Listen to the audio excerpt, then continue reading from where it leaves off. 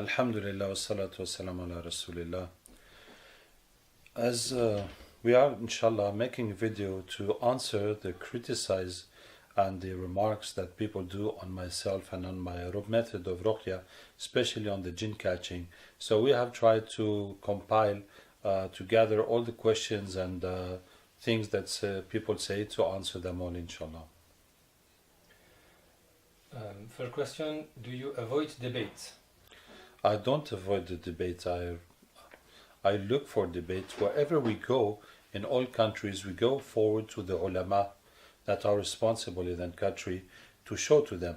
Actually, religion is not something that we can debate on, but we have to go to the ulama and show them what we do and get their approval or their remarks or their whatever they're going to say. It's not for usual people to debate on religious matters. And because there's this arguing about jinn catching, I went to the highest Salafi authority I can think of, which is the great Mufti of Saudi Arabia, and I exposed everything to him, and he gave me the best answer I ever had from any scholar, and that is, in one word, if this jinn catching only involves dua and reading Quran, there's no shirk and no haram in it. And I wanted him to write me a written answer and to publish it as they publish any fatawas of people asking things onto them. But he said that they have a policy to reduce Ruqyah centers and to avoid professional Ruqyah, and they rather tell people to do Ruqyah themselves. So this is why they cannot encourage me by publishing this answer. But that is the answer he gave me.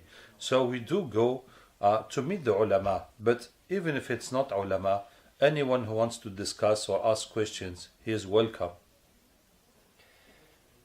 Can you explain to us the ancient method and why was it changed?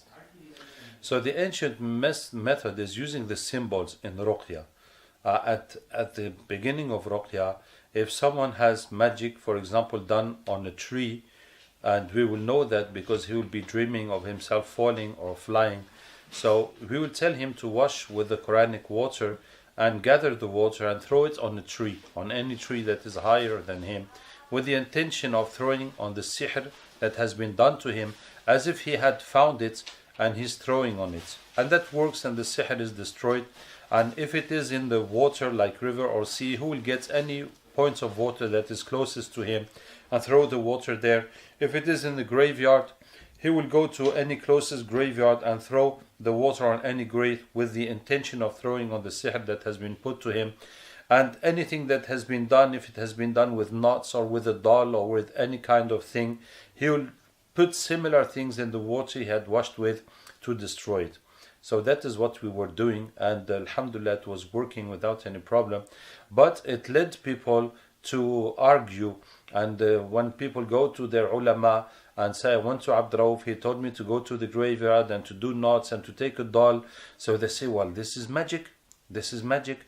And then it becomes very complicated to explain to them that it's not magic. We are treating by the same symbol that have been used to destroy that magic, just with the intention, as Musa alayhi salam, when the Sahirs threw their ropes and sticks, he also threw his stick. So it is the same action he has done, but he has done it by the power and the order of Allah, and they have done it by the working with shayateen. But the action was the same. So looking like the magicians or the kuffar is not in itself magic or kufr. It depends what are you doing. But because this method that caused problems to us and caused much debate, and in some countries it led to blocking the ruqyah altogether, so we changed all this method by verses of Quran. So for any type of sihr, we will find a verse that talks about that can give us a clue to that sihr and add it in the water by reading it or by writing and diluting it, and the person will just wash with it and that sihr will go. So since we have changed that whole method, it's not because it was magic or it was shirk or it was wrong, but because it was not understood and there was a shubha, there was a similitude between what we do and the magicians do. So we left it and turned back to total Quranic method. So there will be no problem with it and no ambiguity.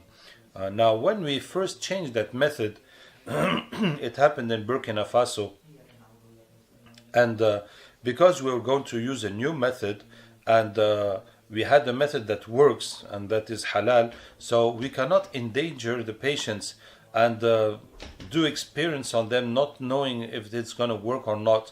So we started to do this new experiment in the places where it was impossible to do the old method. So we did that in the beginning, and pretty soon we saw that it was working very well. So then we changed the whole method for all our centers throughout the world. Can you explain why the jinn catching is not shirk? Well, the jinn catching, when a patient has jinns that speak, we will work on them to make them embrace Islam. And once they make shahada, we make sure they are really Muslim, because their body must change from black to white. And also, they must not suffer from the Quran. If you read on the jinn and the jinn said, okay, I make shahada, la ilaha illallah, Muhammad Rasulullah, leave me now. So that means he's not really Muslim. Because if he was really Muslim, your reading will not harm him anymore, and he will not ask you anymore to stop and to leave him. So that shows that he's just lying, or he did not understand what is the shahada, and he's still in the shirk and working with the devils and working with the magician. So he has to become white, and he also, the Quran must not burn him. One jinn has accepted that and became white, now you tell him, is there any more jinns with the person? And usually there are many who say, yes, we're 5 or 10 or whatever. So you say, we'll ask Allah to bring the other ones. And you read, أَيْنَمَا تَكُونُوا, and the next ones will be easier to convert to Islam. And the more you bring, the more they become easier to convert. When you finish the jinns of the patient, you get the jinns from his house and family, and from all the magicians that worked on him in the past. You bring all the jinns to convert them.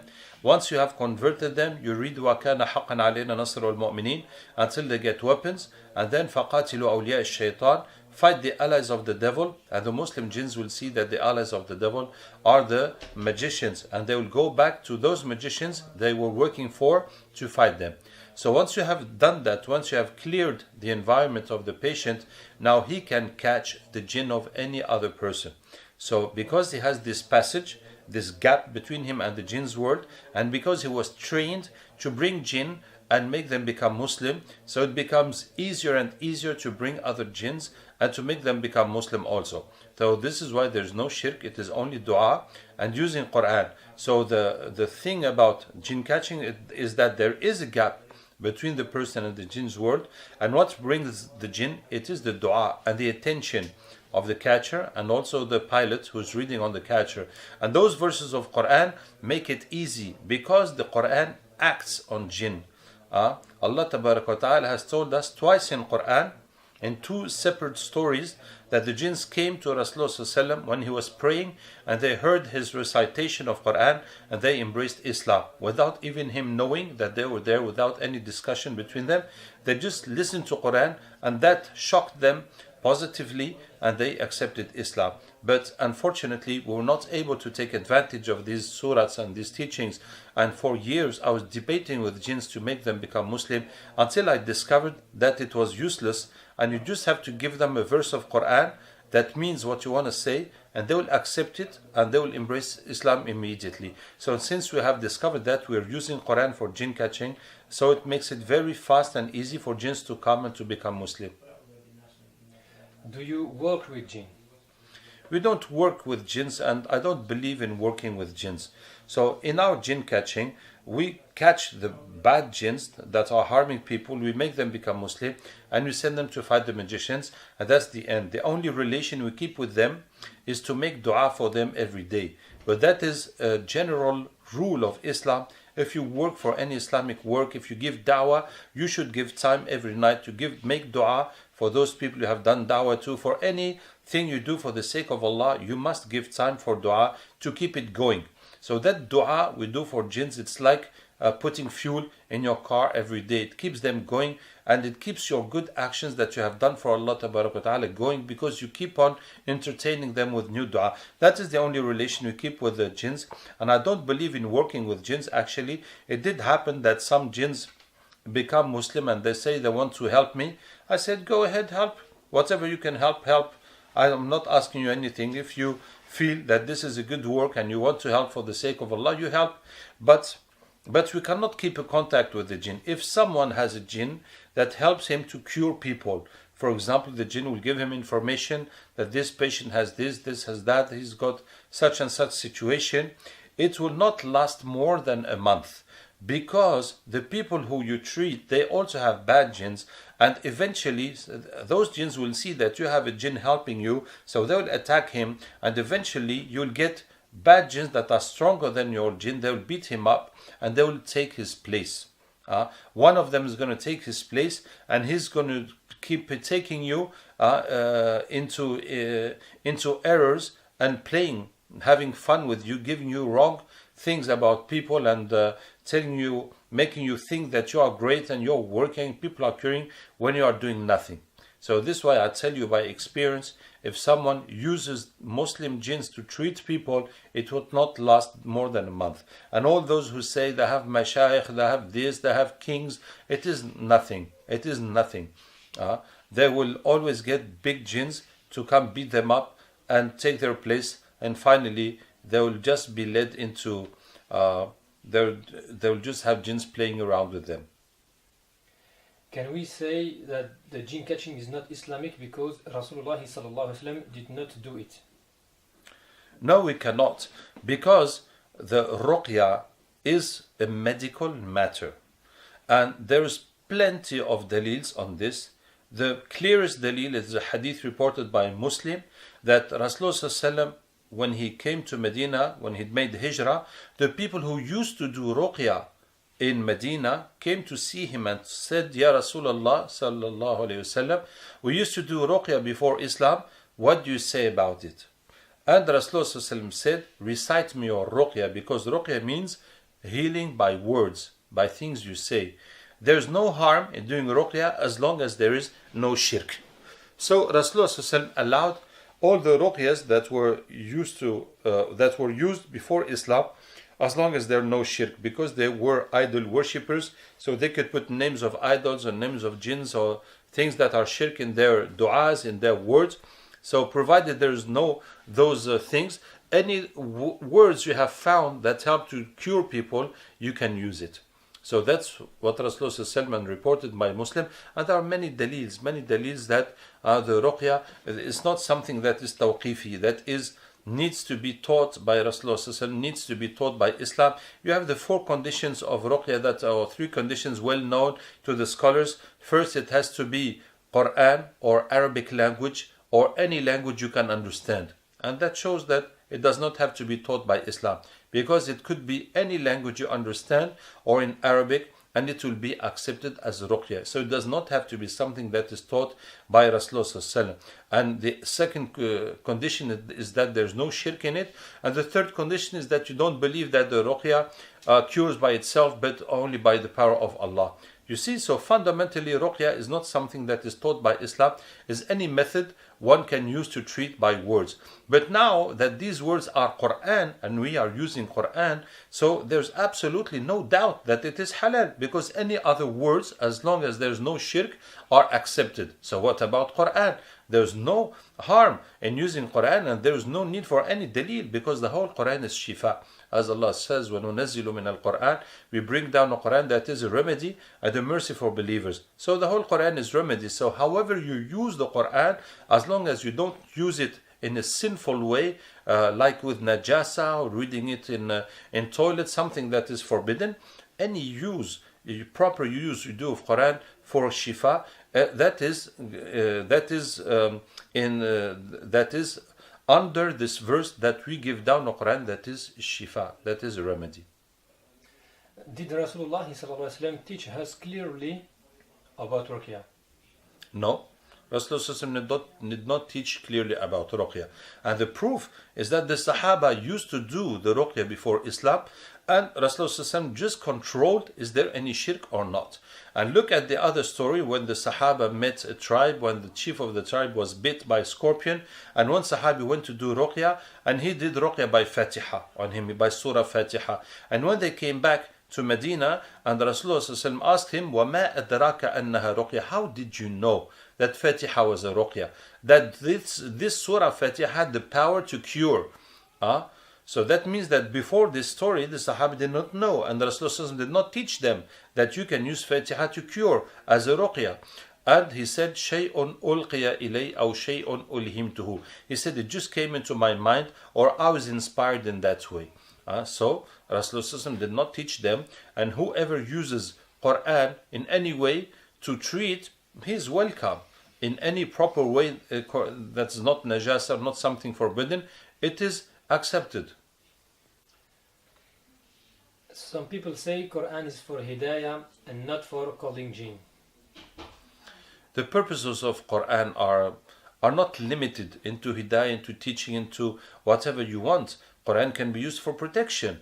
Of course, we know Ayatul Kursi before sleeping as protection, and how Rasulullah went in Surah in Hijrah, and he was reading وَجَعَلْنَا مِنْ بَيْنِ أَيْدِيهِمْ سَدًّا وَمِنْ خَلْفِهِمْ سَدًّا فَأَغْشَيْنَاهُمْ فَهُمْ لَا يُبْصِرُونَ. And those youth who were sent to kill him, they did not see him pass. So it is used for protection, and it is used for shifa. And it is shifa. We are bringing jinns to cure people, and also for da'wah. Quran is for da'wah. We bring these jinns to give them da'wah. So alhamdulillah, as I told you in these two stories where the Quran, where jinns converted by listening to Quran, Quran has a power upon jinns. It acts upon jinns and it burns them when they are not Muslim. And when they hear the Quran, they understand and they react to it immediately. So alhamdulillah, this is an opportunity for us to bring them and to convert them. Is Jinn Catching permissible?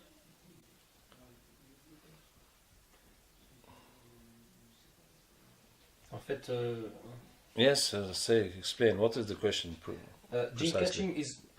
Jinn Catching, Ruqyah is not permissible because it is seeking help, assistance and cure through jinn, which is shirk.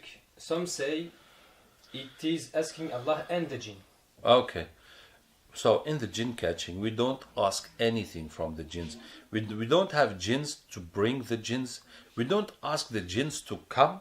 Please come. No, we ask Allah to bring the jinns. And Allah brings the jinns. And many times the jinns say, how did you bring me here? Why did you bring me here? How come? I was hidden. How did you bring me here? They say it. And it is Allah who brought them. We don't have a physical power to call the jinns, to bring the jinns, to attract the jinns like magnet. We are asking Allah and using this verse, and the jinns come. So there's no jinns involved in bringing the jinns, in Jinn Catching. And we read the verses to convert them. Once they are converted, we send them to fight back the magicians. So there's no jinns involved. We don't ask the jinns. We don't ask Allah and ask the jinns. We don't ask the jinns. Now when we ask questions to the jinns, it is like if a policeman catches a robber and asks him question. Will you say that that policeman is working with the robber?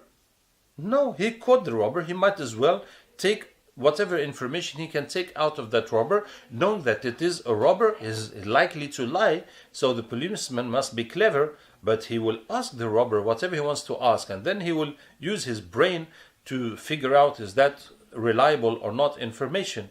But the fact to ask the jinns, there's no, it's not asking help from the jinns.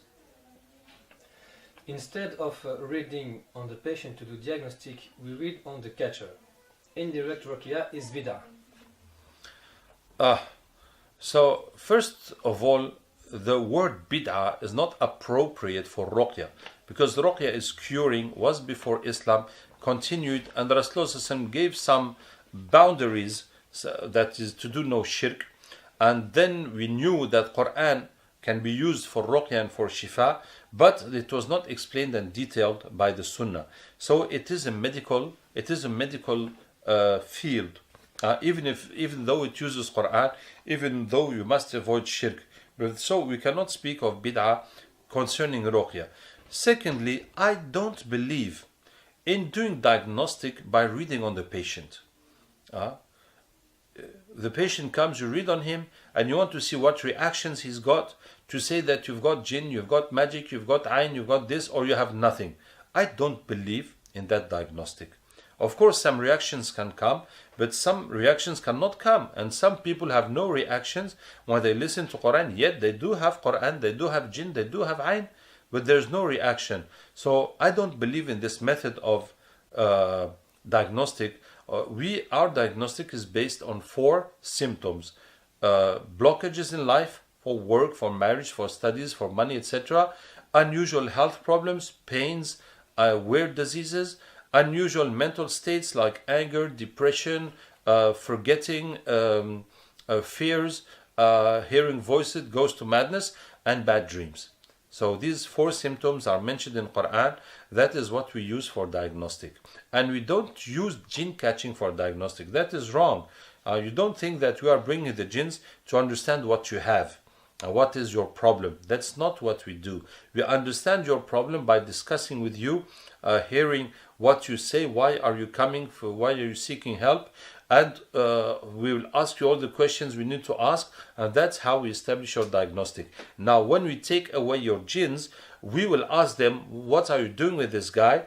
And they'll say, well, we have been sent by magic, there's 5 times magic by 2 people or whatever. Actually, we don't need that information, but we'd ask that from the jinn, so you understand that your jinns have come and this is what they have said and they have gone. Yet that information is not reliable as such, and it's not used for diagnostic, and that will not involve in your treatment. In diagnostic, when you ask mother name for catching, people have twisted it to make it look like you're asking for mother name like magicians do. We ask for names for catching. If you come for treatment and you say, for example, you have problem with your wife and she gets angry, so we'll ask you the name of your wife, so we will also do the catching for her to remove her jinns. And any person you want in your family or whoever you want that I would like you to help, my mother or who, so you give the names, and we'll also do the jinns to remove their jinns. So we will get some of their jinns, but it's not as efficient as if the person is in front of us. But anyway, it will help. It will, whatever help it can help, that will help the person. So this is why we ask for names, for various names. For example, if it is a child that is affected by magic, it is very likely that this magic comes from his mother. Because when a lady is pregnant, if she has magic on her, that will often go onto the child through pregnancy. So if a young child has some jinn and jadoo sihr problems, we will ask for who is the mother. If she's not here, what's her name? So we'll take off the jinns from her and check if she really has sihr, if that is the one that has affected the child. In that case, we ask for the mother name. But otherwise, we don't specifically ask for and we don't need the mother's name. We just need the person's name. If the person is here, we don't even need his name, but he's here. But if you want us to do catching for someone else, or if you're calling us from far away to ask for catching, we ask for your name and your city, so we can target your catching. Does the jinn catching harm the catcher? When the person is becoming a catcher, when the person is possessed and we are converting the jinns and bringing other jinns and the jinns of his house and family and from the people who made sihr on them, some people can't bear it. When you remove his jinns, if he brings another jinn, it puts him in a new problem, very difficult to get that jinn out, to come over it. And so if the patient does not want to become jinn catcher, it is the end of it. But if the patient wants to become jinn catcher, we'll try to continue bringing jinns and converting them until it becomes smooth and easy and he feels no harm on it. But some people don't. they try, it does not work, it keeps on being difficult, makes him tired, makes him ill, so we leave them. And we only keep those who can do it without any problem. And Alhamdulillah, we are a group, and we are Muslim brothers and sisters, and we are the first ones. We don't want our fellows to be harmed, and they themselves, they will not. If anyone in Ruqyah says, no, this is not suiting me, I'm getting problems, so he's going to stop. And any jinn catcher can stop, and he will go back to normal life, and his breaches will close, and that will be the end of it. But Alhamdulillah, those we keep, they don't have any harm, no physical, no mental, no marriage harm. They are living normal lives, Alhamdulillah.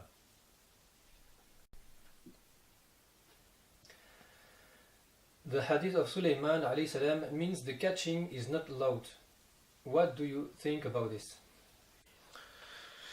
That is a totally wrong understanding of the hadith of Sulaiman alayhi salam. So Rasulullah said, yesterday night I was praying, a shaitan came to disturb my prayer, so I caught his neck until I felt the cool of his saliva on my arm, on my forearm, and I thought of attaching him on in the mosque, so that the morning everybody would see him and the children would play with him in Medina.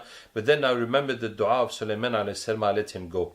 So what does that mean? Sulaiman alayhi salam said, Rabbi ighfir li wa hab li mulka la yanbaghi li ahadin min ba'di. Oh my Lord, forgive me and give me a kingdom that no one after me will have. This means that no one after Sulaiman alayhi salam can have his same power. For example, Sulaiman had the wind to take him to travel. غُدُوُّهَا شَهْرٌ وَرَوَاحُهَا شَهْرٌ. He will go in one morning, 1 month distance. What people usually travel during 1 month, he will do it in the morning, come back in the afternoon. So no one will ever have this. Yet we can build airplanes, we can make helicopters, we can make etc. But no one will have the wind to obey to him. And the power Sulaiman alayhi salam had over jinns, وَمَن يَزِغْ مِنْهُمْ عَنْ أَمْرِنَا نُذِقْهُ مِنْ عَذَابِ السَّعِيرِ. Whoever disobeys to him, we hit him with hellfire. So any jinns who disobeys to Sulaiman alayhi salam, the Jahannam will hit him, he will die immediately. So if Sulaiman tells the jinn, don't move, finish, he cannot move. Do this job, do that, anything he will tell them, they have to obey immediately, totally. And otherwise they will die. So that is the power Allah have given to Sulaiman to command the jinns by his words. Of course, we don't have this power. No one can have this power. But Allah Ta'ala has made that when the jinns come into our world, he becomes vulnerable, and you can catch him, you can kill him, you can do whatever you want. Like the story of Abu Huraira radiallahu anhu, when the jinn, the shaitan came to rob the zakat, he caught him. And 3 times Rasulullah said, what are you doing with your prisoner? What happened with your prisoner? So he was his prisoner. So when the jinn come, you can catch him. It is possible. It is possible because Rasulullah did it and Abu Huraira did it. And it is permissible. If he has come, you can fight him, you can catch him, you can kill him, you can attach him. So as Rasulullah wanted to attach him and keep him and show him to everybody, then he left it. It is not because it is haram or because it is not possible. It was possible and it's not haram. But as a respect for that specific dua and specific power of Sulaiman alayhi salam, Rasulullah left him. So what we do is exactly what Rasulullah did. We catch the jinns, just the time to convert them, and we let them go. So it is all the opposite. This hadith shows that it is possible to catch the jinn and to release them. It is possible and it is not haram. And some people will say, but Rasulullah, so it is incredible. I said this to someone, he said, but Rasulullah caught the jinns when he came in front of him. But how can you catch the jinn inside of a body? You see, so these people, they don't have any argument. They just keep on looking for an argument. That's not normal. If you have something against jinn catching, you say it and you stick on it. You don't keep bringing something else. Like one told me, I answered all his arguments and he said, I don't have any more arguments, but I'm gonna look until I find a proof against jinn catching. I said, this is not normal. You must follow the proofs. It's not the proofs that will follow you. You have no proof and you believe jinn catching is bad. And now you're going to look until you get a proof. But why do you believe it is bad? You have no proof. Why should you believe it is bad? So you must change your mind if there's no proof. So what am I saying? So then he told me, but Rasulullah caught the jinn when he came as a being, as an apparent being. But how can you catch him inside the body? I said, well, yes, there's a hadith that Rasulullah caught the jinn inside the body. When Rasulullah was with some Sahaba that wanted to eat, and the young girl came running, rushing to eat, and he caught her hand. And then a man, Arabi, coming from the jungle, was rushing to eat, and Rasulullah caught his hand. And then Rasulullah said that Shaitan wanted to eat, and he brought this young girl to eat without saying Bismillah, so he can eat. And I caught her hand, and then he brought his man, and I also caught his hand. He said, Wallahi, his hand is in my hand when I caught her hands.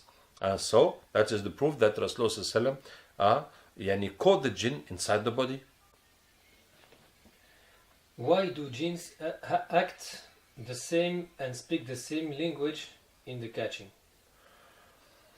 Well, yes, because when the jinn comes through a catcher, he will come through his personality. And for example, the jinn reads your mind. Before you put words on your thoughts, the jinn can read your thoughts. That's why the jinn can make waswas. Whatever language you speak, he does not need to know your language. He can speak right into your brain, right into your feelings, right into your thoughts. So when a jinn comes, he mostly will speak the language of the person. Will it be someone possessed or in the jinn catching? And it happens, but it's very rare that the jinn will speak a language that the person does not speak. A human language of some other country, or a language that's not even human, that sounds like barking or sounds like something that's not human at all. That does happen, but it is rare. Mostly the jinns will speak the language of the person. And the jinns will also speak the standard of language of each person. If someone has a high standard of language, the jinn will come speak that way. And if someone is very rude and brutal and he's not educated, so the jinns will also speak his way. And that is what we get. And we get some catchers, there in their life, they speak a lot. So when the jinn comes, he starts just blah, blah, blah, blah, blah, saying plenty of things of what he was doing and what the person has.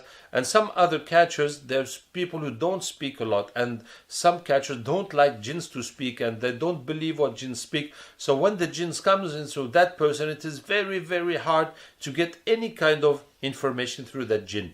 So when the jinn comes, he comes through the personality of the catcher, that is for sure. So there's an influence of the personality of the catcher. And some catchers, they are violent when they catch. The jinn makes a lot of noise and a lot of movements. And any jinn comes, he will do that way. And other catchers are calm. So any jinn come, he will also be calm. So that is the way it is. Are people possessed or catcher acting psychologically because they have seen the same scenes? I don't remember any patient that I said, no, you have a psychological problem, you hear voices, or you act like this, or you hate your husband, that is psychological. No, all these symptoms are symptoms of jinn and magic. So I never seen one person behaving like possessed when he was not possessed, just because he saw a film or he heard something about it and he started acting the same. I never seen this.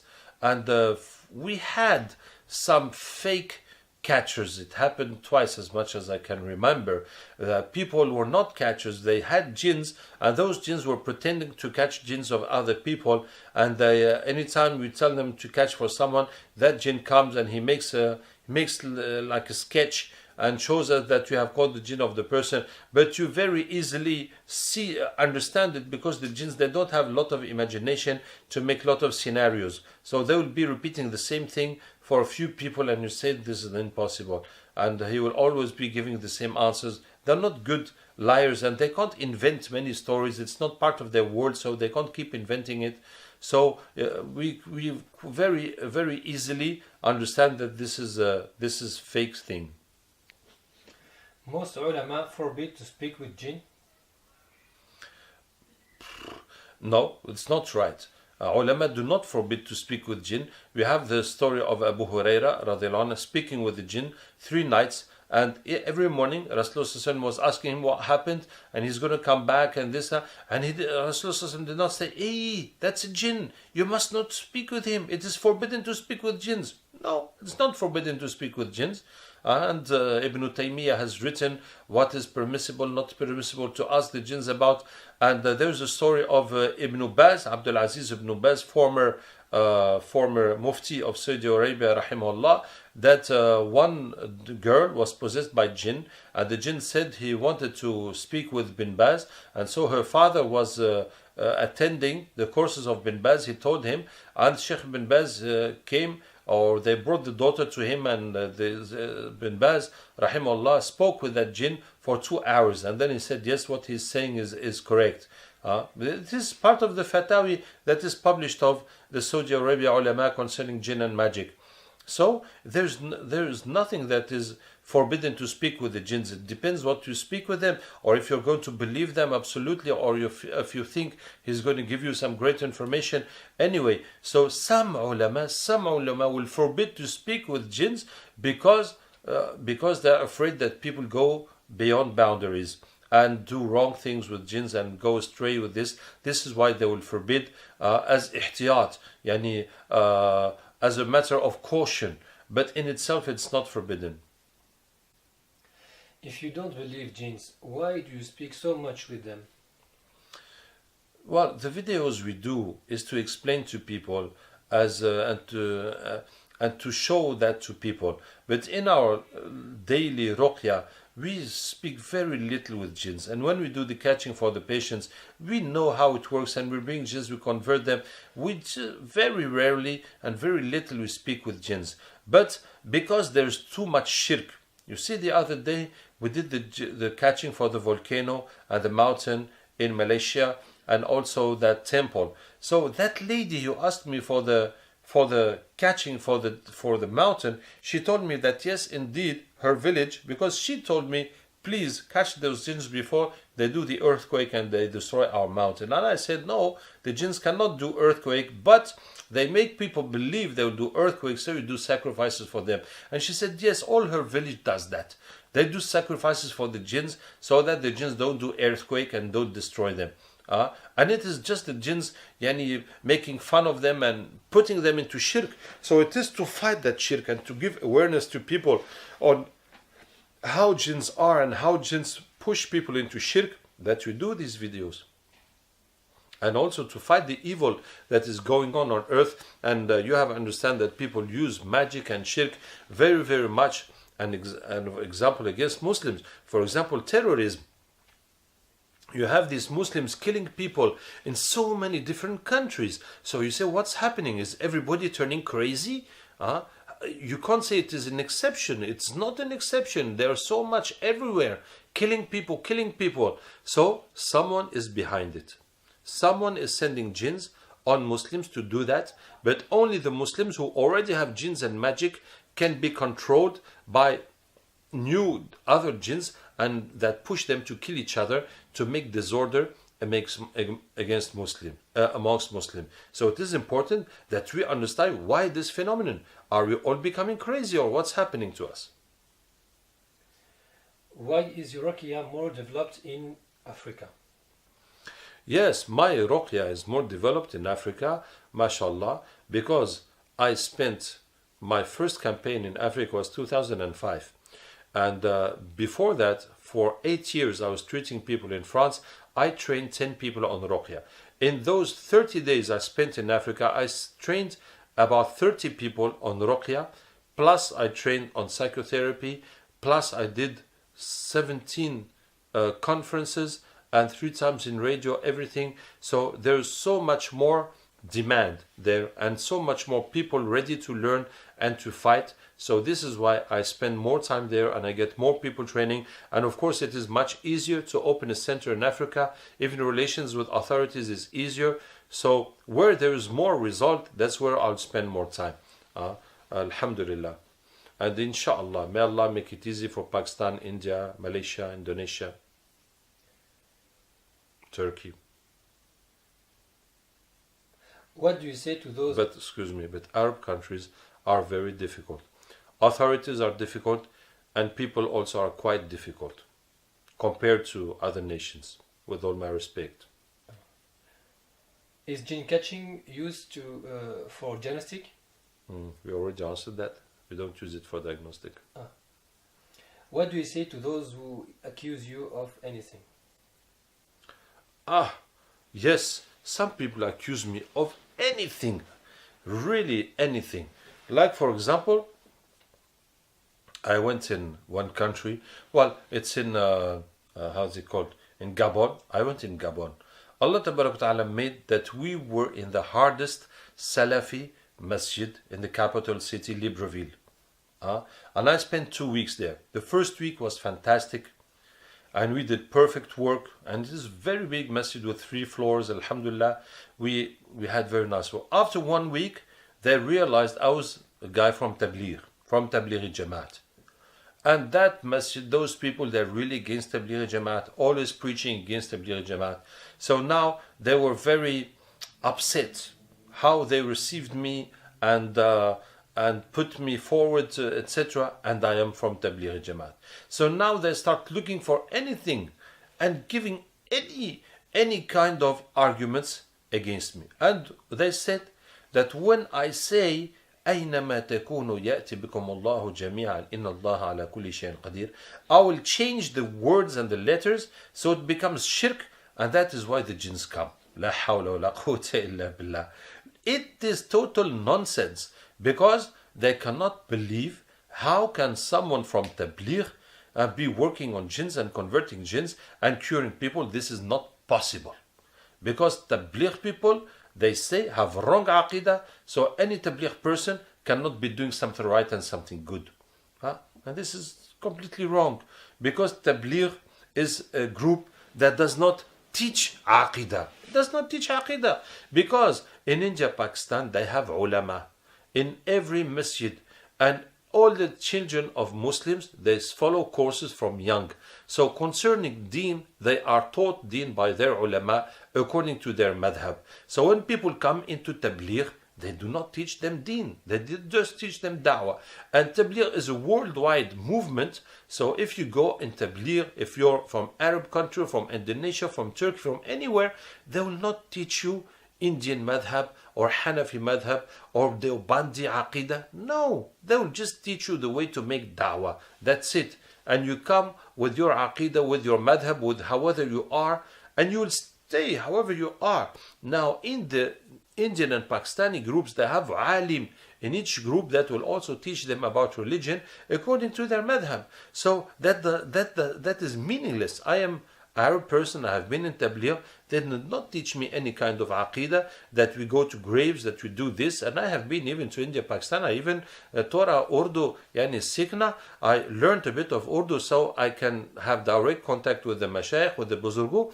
And never I have seen something that is not confirmed to aqidah. So that is totally stupid and nonsense to say that Tabligh people have false aqidah, and anyone who goes to Tabligh, his aqidah is false. So this is the kind of arguments that people say nonsense.